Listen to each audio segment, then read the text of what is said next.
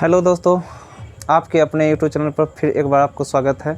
और मैं मुकेश कुमार आज त्रिकोणमिति एक्सरसाइज 8.1 से आपके लिए लेके आया हूँ क्वेश्चन नंबर 6।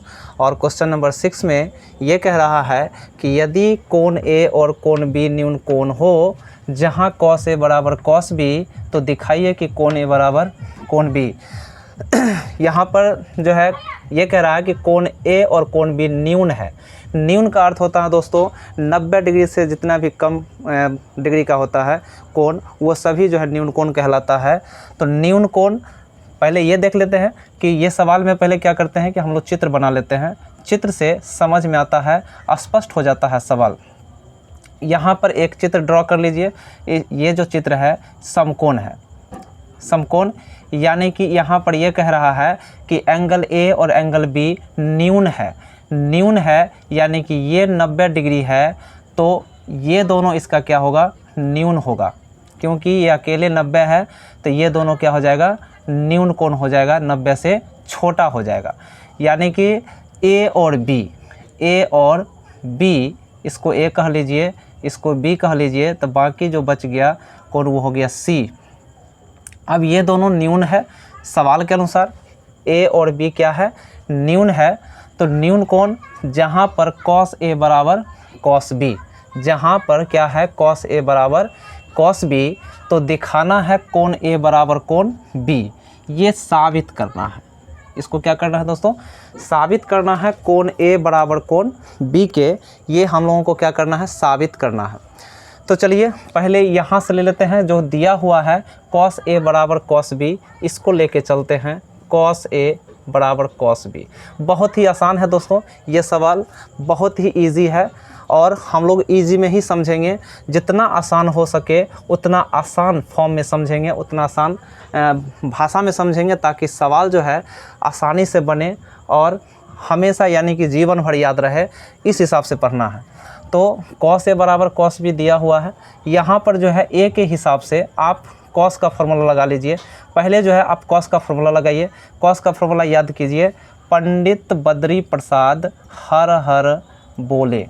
यहाँ पर पंडित बद्री प्रसाद, तो cos के लिए ये तो पहला स्टेप है साइन का, दूसरा स्टेप है cos का। तो cos का होता है b/h। अब यहाँ पर है फिर से cos, यहाँ पर भी होगा b/h।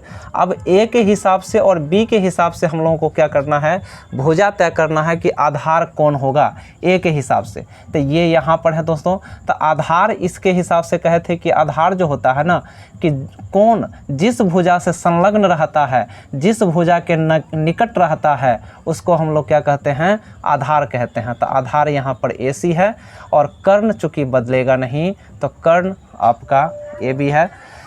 उसके बाद यहाँ पर B के हिसाब से आधार कौन सा है, तो B के हिसाब से BC है आधार आपका, तो BC हो गया और कर्ण आपका AB हो गया। अब यहाँ पर AB दोनों तरफ समान है, तो दोनों तरफ समान है तो इसको हटा दीजिए, कैंसिल आउट कर दीजिए। बच गया आपका AC बराबर BC, यानी कि ACA और BCA, ये दोनों भुजाएं आपस में बराबर हो गई।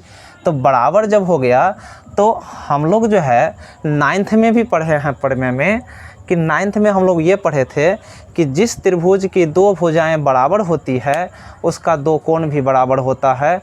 कहने का मतलब ये हुआ कि बराबर भुजाओं के सामने का जो कोण होता है वो बराबर होता है। तो बराबर भुजाओं के सामने ये भुजा है, तो इस भुजा के सामने का कोण हो जाता है B और इस भुजा के सामने का हो जाता है कोण A। तो इसलिए यहाँ पर AC के सामने है B, तो यहाँ पर हो जाएगा B, और BC के सामने का एंगल है A, तो यहाँ पर हो जाएगा A। आप इसको इस प्रकार से भी लिख सकते हैं, एंगल A बराबर एंगल B। यहाँ पर चूँकि कोष्ठ में लिख लीजिए, चूँकि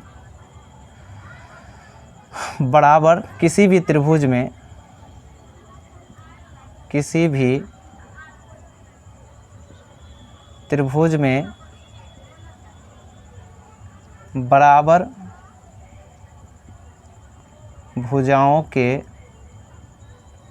सम्मुख कोण